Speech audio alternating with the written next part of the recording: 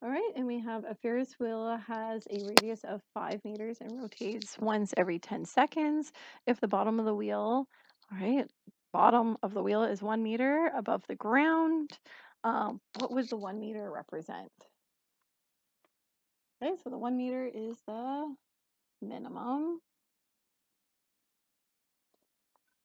And we see that it has a radius of 5 meters. Okay, so let's go draw this Ferris wheel. So we've got a Ferris wheel right here.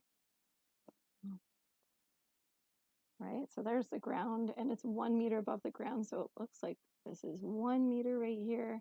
If we have a radius of 5 meters, that means this distance is 5 meters and this distance is 5 meters. So what's our maximum going to be? You said 10. It's not 10. It's 11. 11 because it's 1 plus, so 1's the minimum, and then plus 5 gives us 11. So we know our maximum is going to be 11 meters. That's our max. And our min is going to be at 1 meter. Okay, we can also see kind of where the vertical displacement is going to be, but we can also calculate it too. Let's go do that. So our vertical displacement is equal to our max plus our min divided by 2, which gives us our max is 11 plus 1 divided by 2, which is 12 divided by 2 is 6. Right, so our vertical displacement is going to be 6. That will be in our formula as well. All right, and then we have 10 seconds. What's 10 seconds? That is our period. So for 10, so it's going to rotate from the bottom all the way around. And it's going to take 10 seconds. So that's our period. And it's asking us to sketch the problem in 2 complete cycles. And we're going to start at the bottom. All right, let's go. So it's like T again, T for time. And then maybe H for height.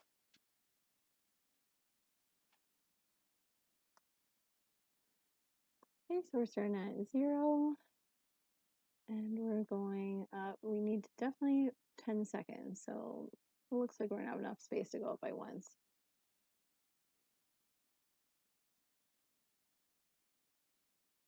There we go.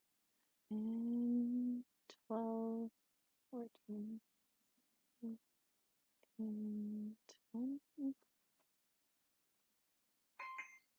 Okay, and then our height. Our height, we definitely have to get to 11. So 1, 2, 3, 4, 5, 6, 7, 8, 9, 10, 11 looks like we can go up by ones.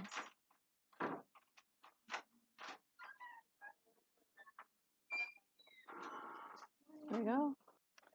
All right, so since we're starting at the bottom, we're going to start at 1, put our point at 1. And then when do we get to the top? Well, if it takes 10 seconds to get to the top and back to the bottom, we're going to be at the top at 5 seconds, right in the middle. We know our vertical displacement is at 6, so let's draw that line. So that means between 5 and 0, we're going to hit that vertical displacement. What is the number between 5 and 0? 2.5. And the number between 5 and 10?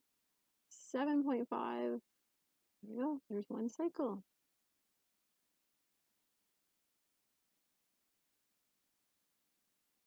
Now, don't be discouraged that this doesn't look like a sine or cosine, because cosine starts at the top and then goes down and up like a U shape. But however, we can shift this function, we can reverse it, we can do a lot to it to write the equation. It kind of looks like, which one would you say? Do you see a sine or a cos? If you see a sine or a cos, that's great. If you see a cos that's flipped, even better. Or maybe you see a sine starting at this point right here, going up, then down, and then up. All right, perfect. Let's go ahead and do the other cycle. So the other cycle will start from the bottom. We'll reach the bottom again at 20, and we're going to hit the top. Well, the number between 10 and 20 is 15. So we're going to hit 11, 15 at 11 meters. And then right in between, we get 12.5, and then right in between we get 17.5.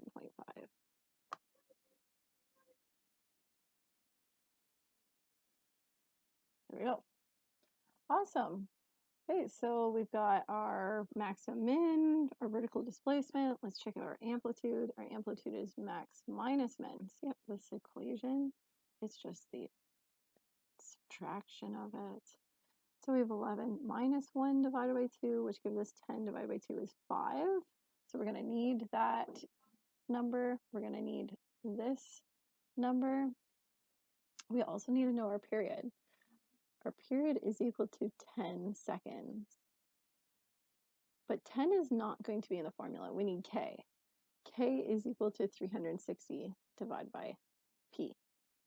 So K is equal to 360 divided by 10, which gives us 36. We need this for our formula. All right, I think we have everything we need. Okay, so f at x, in this case, will be h at t is equal to, so our regular formula is y is equal to a sine k x minus p for our phase shift plus d for displacement, vertical displacement. Right, so this one, it looks like I see an upside down cos. So I'm going to start there. It's an upside down cos, that means it's a negative a value. A is 5. And then I'm going to do cos. K is 36. That's our K value. We have our A value. And then there's no phase shift. Well, it happened, so there's no phase shift, so I'm just going to write the letter T. T goes in 4. That's X. And then it looks like we're going up 6. That's the vertical displacement. There we go. There's cos. Now, if you didn't see cos and you see sine, or let's say you see cos right here, you can write that equation too. Let's talk about sine first and then we'll get to cos. Sine goes like this. Sine goes up, then down, then up to right here. Okay, so let's go do that equation. So that equation would look like h at t, same thing. We're going to have a 5. There's not negative 5 because it's not the flip of it. So really there's an infinite number of, if you kept on going, if this kept on going, there's an infinite number of equations that you can possibly like shift around. However, there's only like 3 or 4 like great ones. For instance, that one would be a really good one. Sine would be a really good one, or you can use cos here, or the opposite of sine. So 4 equations, any of those 4 that you could write. All right, so 5 sine is 36 for our K value. And then T, now this is a phase shift going over to 2.5. So minus 2.5 to the right, plus 6. So that equation will work, this equation will work. Let's talk about one more equation. What if you wanted cos? So if you wanted cos, cos would start at 5 and go down here. So that's just a phase shift of 5. So really, we're writing almost the exact same thing here. H at t is equal to 5 cos 36. The phase shift is going over 5 plus 6. That would work too. All these equations will give us the exact same function. I can see one more, which would be the opposite sign. Again, a phase shift, you're moving everything over to 7.5, and it would be the negative sign. All right, if you have any questions, let me know.